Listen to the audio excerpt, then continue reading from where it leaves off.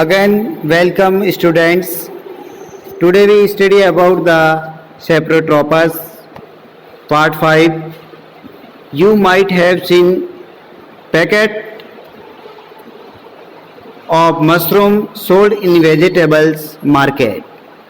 Markets के अंदर vegetable जो सब्जी मार्केट होता है उसके अंदर आप मशरूम के पैकेट देखे होंगे. You may have also seen pulpy umbrella-like patches growing in moist soil or on rotting wood during the rainy season. बारिश के मौसम के अंदर या जो मोस्ट सॉइल होती है, नमी वाली सॉइल, उसके ऊपर जो धब्बे दिखते हैं, पासेस में धब्बे दिखते हैं, एक रुई जैसे, नमी जैसे मुलायम, वो धब्बे किसके होते हैं? ये let us find out what types of nutrients, ये किस प्रकार का nutrients they need to survival and from where they get them. यानी वो इस प्रकार के न्यूट्रिएंट की कैसे जीवित रहते हैं और वो कहाँ पे, where from where they get them, और उनको कहाँ से वहाँ भोजन मिलता है. इन सब के बारे में स्टडी हम एक एक्टिविटी 1.2 में बताई हुई है कि ये मशरूम जो मार्केट्स के अंदर मिलती है या जो रेनी सीजन के अंदर जो आप लकड़ी कुछ सड़ रही है तो उसके ऊपर कुछ धब्बे आ जाते हैं, या सॉइल के अंदर जो नमी वाली जो सॉइल है उसके ऊपर धब्बे लग जाते हैं रुई जैसे. ये धब्बे क्या है और ये कैसे जीवित रहते हैं, उनको ये किस टाइप्स का ये न्यूट्रिशन है. Activity 1.2 take a piece of bread, हम एक ब्रेड का पीस लेंगे and moisten it, moisten means गीला करेंगे, इट विथ वाटर, पानी से गीला करेंगे, leave it in a moist warm place for 2 to 3 days or until pulpy patches appear on them. यानी हम उसको जो टुकड़ा लिया, गीला किया है पीस ऑफ ब्रेड, उसको 2-3 दिन के लिए छोड़ देंगे या जब तक उसको वहीं रखेंगे जब तक उसके ऊपर किसी प्रकार के धब्बे, एक रुई जैसे मुलायम धब्बे नहीं आ जाए, दिखने शुरू नहीं हो जाए. What is this colour of this patches, इस कलर जो धब्बे का कलर कैसा है. Observe patches under a microscope, आप उसको माइक्रोस्कोप के नीचे देखिए, और ए मैग्नीफाई ग्लास, एक मैग्नीफाई ग्लास के नीचे देखिए, बड़ा करके देखिए. राइट, अब मैग्नीफाई ग्लास का मतलब आपके ज्योमेट्रिकल बॉक्स में भी आता है और साइंस लैब के अंदर भी एक मैग्नीफाई ग्लास होता है जिससे किसी वस्तु को बड़ा करके देखते हैं, जूम करके देखते हैं.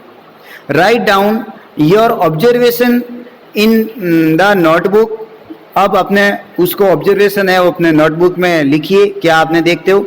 यू विल सी कॉटन, आप एक कॉटन के समान देखते हो, like thread spread on the piece of bread, आप देखते हो कि कॉटन के समान रुई जैसा एक धब्बे पीस ऑफ ब्रेड के ऊपर सभी जगह वो धागे के समान रुई जैसा सब जगह वाइट का फैल जाता है, पूरी ब्रेड पीस ऑफ ब्रेड पे आ जाता है.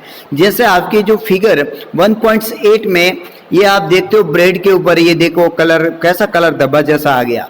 जब इसको छोटा सा पार्ट इसको माइक्रोस्कोप के नीचे देखा तो ये वाला आप पार्ट देख सकते हो.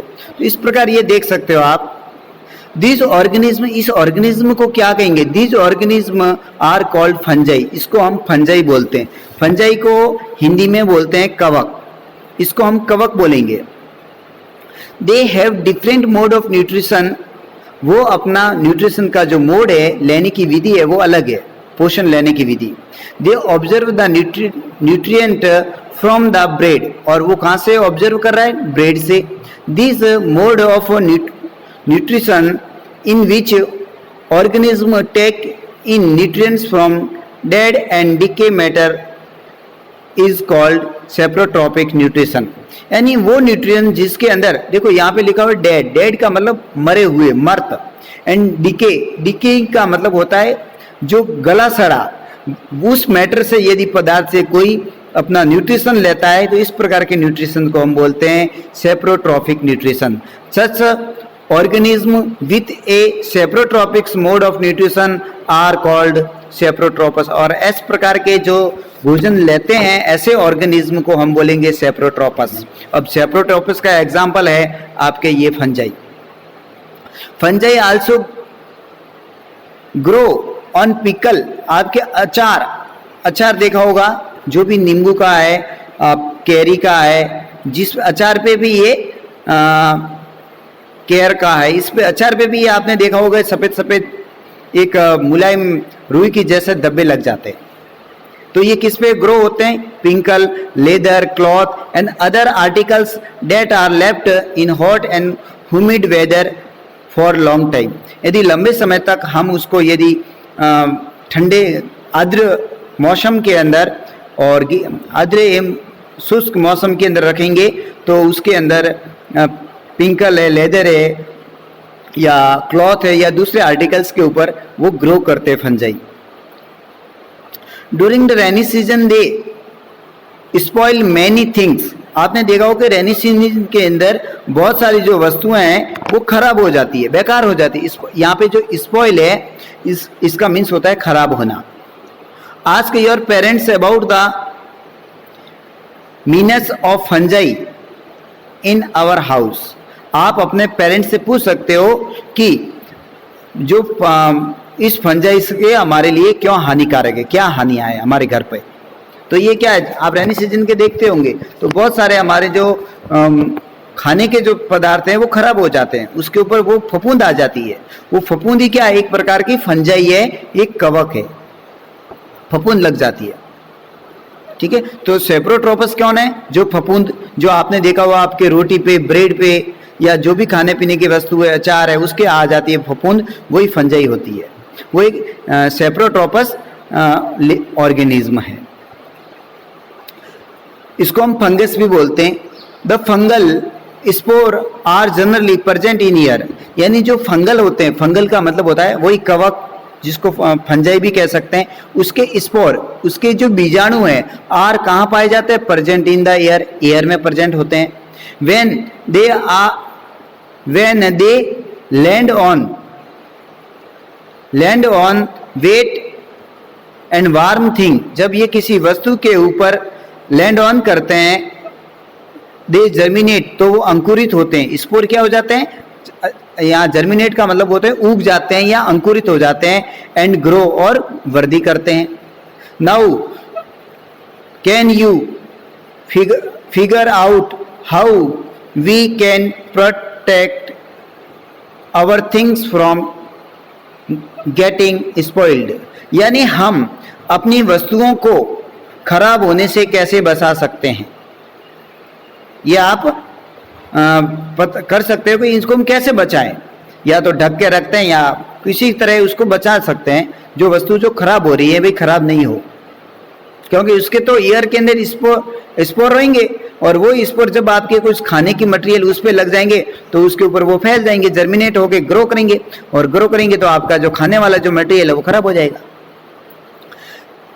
नेक्स्ट आपके दिया हुआ है सम ऑर्गेनिज्म, कुछ organism live together and share both shelter and nutrients. यहाँ पे शेल्टर का मतलब होता है आवास, रहने की जगह, और न्यूट्रिएंट्स का मतलब होता है भोजन।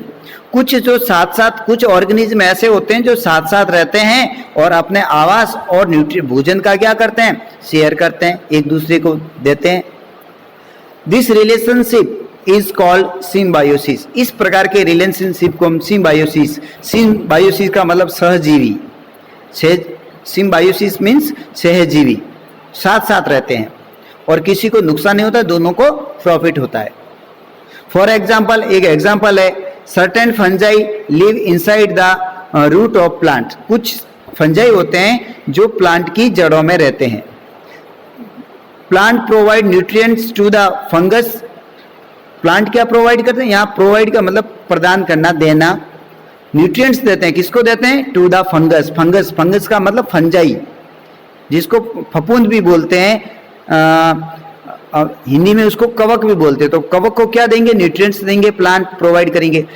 इन रिटर्न, और वापस क्या मिलेगा? Fungus provide water and certain nutrients. Nutrition तो मिलेगा, लेकिन सर्टेन न्यूट्रिएंट और वाटर कहाँ से मिलेगा? फंगस के थ्रू उसको प्लांट्स को मिलेगा, यानी दोनों को प्रॉफिट होते हैं।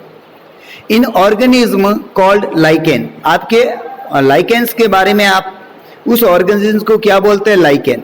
जब फंगस एल्गी, यहाँ पे ये बताया कि एल्गी और फंजाई जब दोनों मिलते हैं तो उन दोनों को एक लिविंग ऐसे ऑर्गेनिज्म को हम लाइकेन बोलते हैं, ठीक है, जब दोनों मिले हुए रूप को। एक क्लोरोफिल कंटेनिंग पार्टनर, भाई जो एल्गी होगा उसके अंदर क्लोरोफिल, उस पार्टनर एक के अंदर पार्टनर के अंदर क्लोरोफिल प्रेजेंट होता है, विच इज एल्गा, उसको हमें एल्गा भी बोलते हैं, वही एल्गी जिसको शैवाल कहते हैं, हरे रंग का होता है। एंड फंगस लिव टुगेदर, वो दोनों साथ साथ रहते हैं, एल्गी एंड फंगस दोनों साथ साथ रहते हैं, यानी शैवाल और कवक साथ साथ रहते हैं, दोनों साथ साथ रहते हैं, दोनों को एक साथ क्या बोलते हैं? लाइकेन।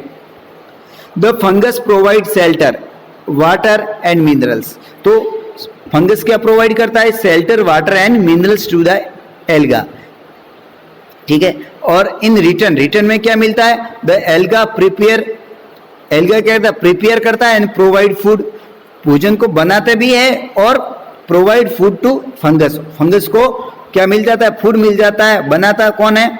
बनाता है एल्गी, और वापस उसको किसको मिल जाता है? फंगस को। तो इस प्रकार दोनों को प्रॉफिट होता है, क्योंकि फंगस के अंदर क्लोरोफिल एब्सेंट होता है। आपने देखो फफूंद कभी भी ग्रीन कलर की नहीं होती है, इट मीन्स उसके अंदर क्लोरोफिल एब्सेंट है, ठीक है। तो दोनों का जो मिला जुला रूप, यानी एल्गी और फंगस जो दोनों मिल जाते हैं तो उसको लाइकेन कहते हैं। तो एल्गी तो फंगस तो उसको वाटर है, शेल्टर है एंड कुछ मिनरल्स प्रोवाइड करता है, जबकि जो एल्गी है वो फूड को प्रिपेयर एंड प्रोवाइड करता है, फंगस को नहीं, दोनों को प्रोवाइड होता है, लॉस किसी को नहीं होता है। इस प्रकार के ऑर्गेनिज्म को हम लाइकेन कहते हैं।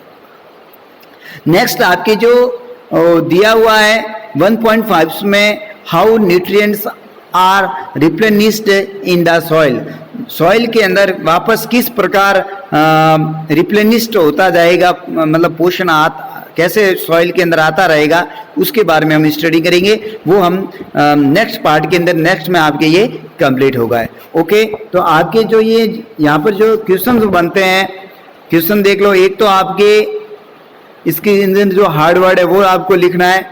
एक आपके क्वेश्चन नंबर 2 यहाँ पे बताया हुआ है, ये question number 2, distinguish between a parasites and a saprotrophs, ये दोनों में अंतर क्या है? तो आपको बताता हूँ कि पैरासाइट से वो फूड के लिए दूसरे पे डिपेंड करता है, ठीक है, वहां से लेता है। सेप्रोट्रोपस ये भी दूसरों से ही लेते हैं, लेकिन उसके अंदर वो कहाँ से लेते हैं? डेड एंड डिकेड मैटर से, यानी मरे हुए पदार्थ से अपना भोजन लेते हैं। जबकि पैरासाइट जरूर नहीं मेरे से, वो एक लिविंग ऑर्गेनिज्म से भी अपना फूड है वो ले सकता है। तो इस प्रकार ये दोनों में डिफरेंस है, दोनों के एग्जाम्पल लिखने, ठीक है। तो ये आपको क्वेश्चन नंबर, सबसे पहले सेप्रोट्रोपिक न्यूट्रिशंस होता क्या है वो एक तो उसकी डेफिनेशन, उसके बाद में एक क्वेश्चन नंबर 2, ये 2 क्वेश्चन आपको करने हैं और उसके अंदर जो हार्ड वर्ड है वो आपको याद करने हैं। Okay, thanks.